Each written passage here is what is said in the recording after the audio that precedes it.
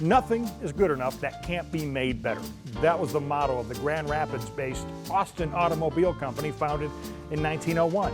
By 1909, they created the Model 60. To this day, nothing is better.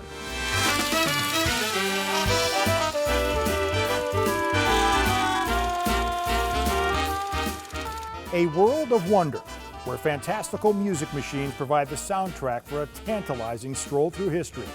Vintage automobiles and memorabilia stimulate the senses around every chromed curve and corner. This is Inside Stahls.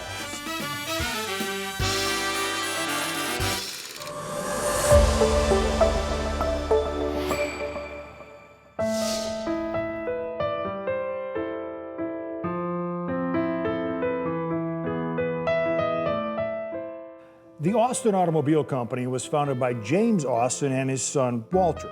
James made his money in lumber, but the Austins were also inventors, and prior to getting into the car business, created, among other items, a shingle cutting machine, a chainless bicycle, and a hydraulic drive system for cars. But Walter was the gearhead, so James allowed him to spearhead the project to help keep him busy. What Walter created was one of the finest automobiles of the brass era. To say it was overdone is an understatement, but that proved irresistible to the few wealthy enough to afford it. It was huge. Its 141-inch wheelbase was powered by an equally ginormous F-head inline six. At nearly 800 cubic inches, it produced 90 horsepower, which was far superior to the Peerless and Packards of the era. You want more nuts and bolts? We got them.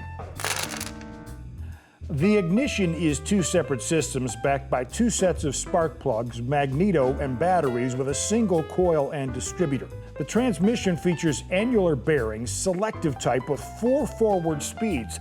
The especially large drive shaft features oversized beveled gears and differential. The frame is unique, with straight but not parallel sidebars made of special stock pressed steel and reinforced by a 4-inch ash sill. Who can't appreciate a nice piece of ash? The carburetor is an Austin Special Stromberg with dash adjustment. It stops thanks to large, specially made, self-centering front and rear brakes.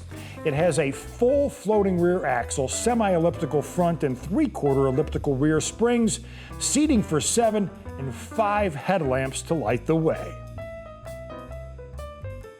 It wasn't just slightly over-engineered. Walter went nuts. But these were high-end luxury cars with a price tag to match. In 1909, in fact, this very car was featured at the Chicago Auto Show. It was purchased and driven right off the floor back to Lima, Ohio, by a wealthy man named Charles Herbst. The price? $5 grand, afforded then by only the most aristocratic of automobilists.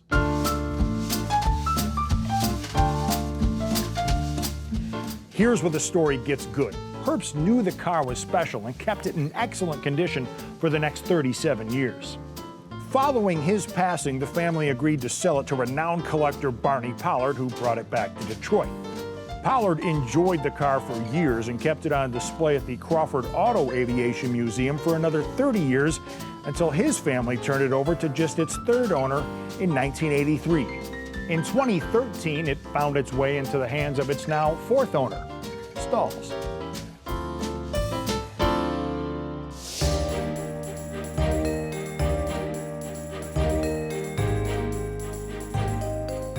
It gets better. The car was restored in 2003, but it retains its original engine, frame, wheels, and body. The lone exception is that the hood and fenders were replaced with a thicker metal because the originals were so thin. But basically, every original part, big and small, is the same as it was when picked up by old Chuck Herbst in 1909. Amazing. Its beauty, its power, its engineering make it remarkable in its own right. But just when you thought the story of the Austin Model 60 Touring couldn't get any better, it does.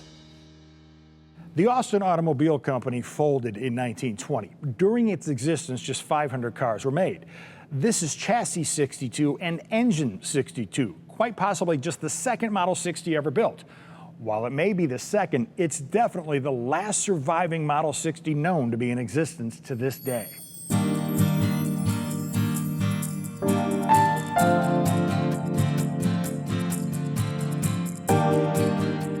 The price, the power, and the luxury eventually earned the Model 60 the nickname the Highway King. Long lives the King, right here at Stahls.